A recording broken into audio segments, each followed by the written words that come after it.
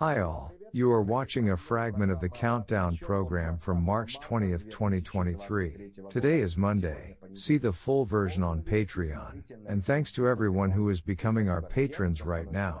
Chinese leader Xi Jinping arrived in Moscow today on an official visit. Comrade Xi thus became the first leader to shake hands with toxic Putin. A warrant for Putin's arrest, issued by the International Criminal Court of The Hague, raised a furious howl in the swamps. After all, what happened? A Kremlin rat has been sprayed with a poison spray and is now toxic and contagious. Xi, of course, does not recognize this spray and does not believe in the power of the drug, but she is already poisoned, and the poison will work, no matter how the whole Kremlin rat brood screeches.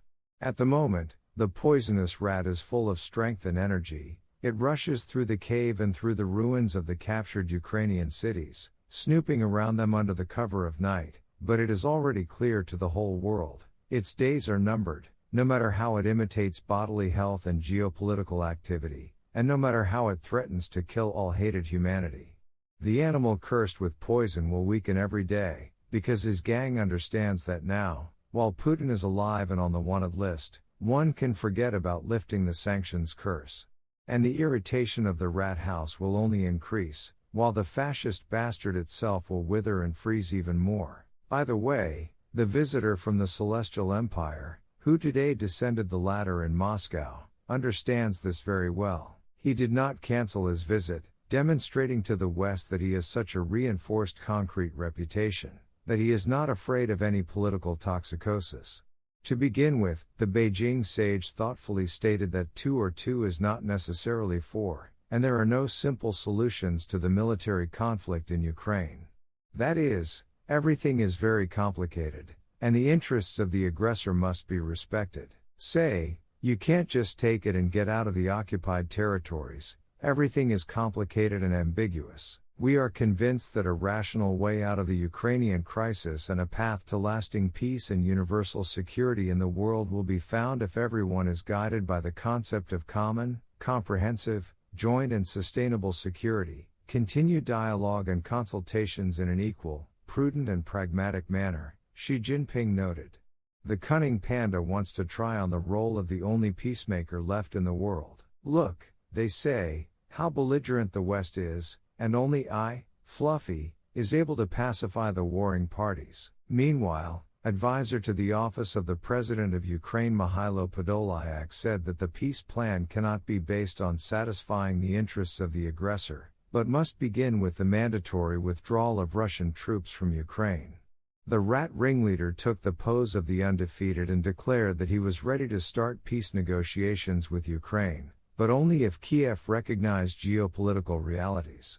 It should be noted that all these antics of the criminal are taking place against the backdrop of the upcoming offensive of the armed forces of Ukraine, which promises to be impressive, taking into account the types of weapons that have already been delivered to Ukraine, and continue to go. It seems that only horns and legs will remain from the army of Putin's devils, and the main task of the Kremlin punks now is to squeal as loudly as possible about their readiness for peace negotiations in order to persuade Kyiv to make territorial concessions. The West, on the contrary, by all its actions confirms its determination to help Ukraine to the end, in the name of the liberation of all its territories. It is clear that the program of Comrade Xi's visit after the Hague warrant for Putin's arrest could change, and the proposals too.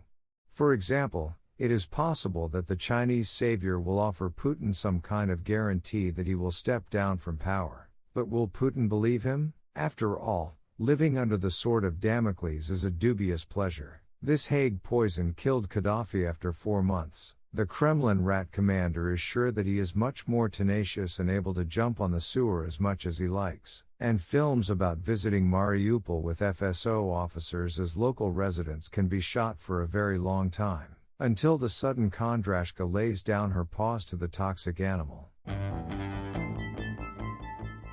Become our patrons now and look further in this program. While Medvedev is calling for missiles to bomb the International Criminal Court, the elites around the Kremlin are on the move. Putin demonstrates the steadfastness of his power, while the rat elites fear that they are next in line to The Hague. Putin called the sale of gas at a 70% discount to China the deal of the century. Kremlin vassals are licking out Comrade Xi in a display of extreme devotion. Putin's entourage is ordered to get rid of iPhones. Enemy smartphones are anathema. It's scary to imagine what will happen to Medvedev's iPhone. Justice ministers from over 40 countries are attending a conference in London to discuss fundraising for the International Criminal Court to investigate Russia's war crimes in Ukraine. And that's all for today. See the full version of the program on the Patreon resource. And thanks to everyone who is becoming our patrons right now. He hugged everyone. Glory to Ukraine.